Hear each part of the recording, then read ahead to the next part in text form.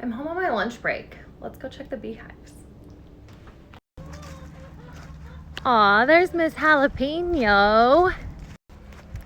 My little mule is the cutest thing on the planet.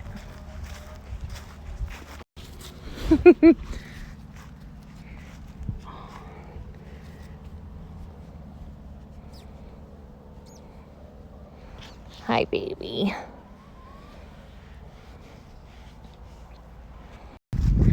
Moving on. We keep our bees out here. There's my dog, Tess. Okay, these are my bees today. A little bit of backstory of what's going on. I had to pull some frames out to make room for their feeders. I did leave the frames here so that the bees could clean it up, take any other resources that they need to move back into the hive. So that's why they are super active. Plus it's a really nice day. So like, look at all that activity. Crazy, huh? And that's about it. Life on my cute little farm.